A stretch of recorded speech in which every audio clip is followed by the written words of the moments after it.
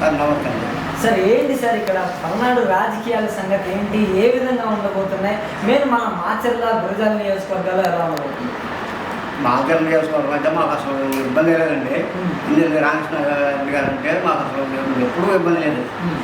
ఎవరికైనా పేదవాళ్ళకైనా కానీ ఒక మంచి చేయాలంటే ఇంజనీర్ రామకృష్ణ రెడ్డి గారి తర్వాతనే ఏదైనా మాకు మంచి జరగాలంటే మా నియోజకవర్గం బట్టి 5 సార్లు 4 సార్లు గెలిచి 5 సార్లు గెలవబోతున్నాడు కాబట్టి మళ్ళా మేము మంచి చూడాలని అనుకుంటున్నాం. అంటే పేదవాడికి మంచి జరగాలంటే ఎట్టి పరిస్థితుల్లో ఈసారి తెలుగుదేశం పార్టీ అధికారంలో రావాలనేసి శంకరరావు సభలో అయితే నారా లోకేష్ మాట్లాడటం జరుగుతుంది కదా. ఏ ప్రభుత్వం అట్టుంది జనానికి ప్రజలు తెలుసు కదంటే వాళ్ళకు కూడా తెలుసు.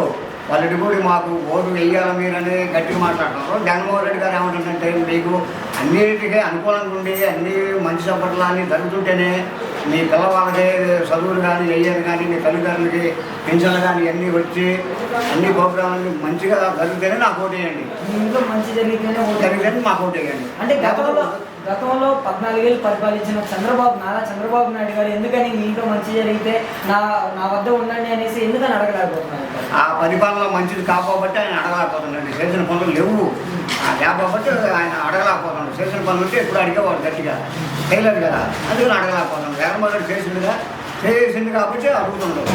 మరి చంద్రబాబు నాయుడు గారు, ఈ పవన్ కళ్యాణ్ గారు ఈ పొత్తులు ఏవైతే ఉన్నాయో ఈ పొత్తుల వల్ల జగన్మోహన్ రెడ్డి గారికి ఇబ్బంది వచ్చే అవకాశాలు ఉన్నాయి. ఇబ్బంది అంటే ఇబ్బంది ఏం జరగదు.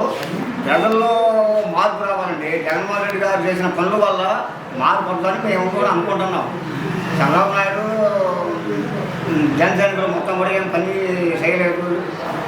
వాళ్ళకి ప్రజలకు అర్థం కావాలి. ముందు జగన్మోహన్ రెడ్డి చేసిన పనులు ఎట్లుండే, టీపీలు చంద్రబాబు నాయుడు 14 సంవత్సరాల నుంచి రాజకీయం చేసిన పరిపాలన ఎట్లుంది అంత అర్థమైందిగా. మరి చంద్రబాబు, పవన్ కళ్యాణ్ ఈ పొత్తులు ఈ అలయన్స్ అన్ని చూసి జగన్ గారు భయపడుతున్నారు అనేసి అంటున్నారు. భయం అంటే లేదండి, అసలు భయం అంటే లేదు. ఫైనల్గా జగన్ బాగాలేదు అనుకోవడమే కానీ జగన్మోహన్ రెడ్డి గారికి అయితే అసలు భయం అంటే లేదు. లేకపోతే ఇంత ప్రయోజనం చేస్తాను. మళ్ళీ సార్ 175 నియోజకవర్గాల్లో జగన్మోహన్ రెడ్డి గారికి సుమారుగా ఎన్ని నియోజకవర్గాల్లో గెలిచే అవకాశాలు ఉన్నాయంట? మాకు అయితే 175 రావాలని అనుకుంటున్నాం అండి. మేము కూడా ఇంతకంటే ముందానే ఇంకా అసలు అంతకంటే తక్కువ అయితే రావాలనుకుంటున్నాం. మేము కూడా ఆయన చేసిన పనుల వల్ల ప్రజల్లో అంత మార్పు వచ్చింది. చంద్రబాబు నాయుడు 14 సంవత్సరాల నుంచి ఏం మార్పు చేసి రాలేకపోయాడు, ఏం జనానికి ఉపయోగం లేదు ఆయన గురించి. ఇప్పుడు జగన్మోహన్ రెడ్డి గారు 5 సంవత్సరాలు వచ్చాయి, అయిన 5 సంవత్సరాలు కూడా పరిపాలన బాగుంది. అందుకని జనంలో కూడా మార్పు వచ్చింది. వాలంటీర్ల వల్ల కానీ, విద్యా బోధన పిల్లగాలకు కానీ, తల్లిదండ్రులకి ఏదైనా కానీ, అమ్మఒడి పథకం కానీ, మొత్తం కూడా ఏ పని కానీ అన్నిటికీ బాగుంది కాబట్టి ప్రజల్లో మార్పు వచ్చిందండి. థ్యాంక్స్ అండి.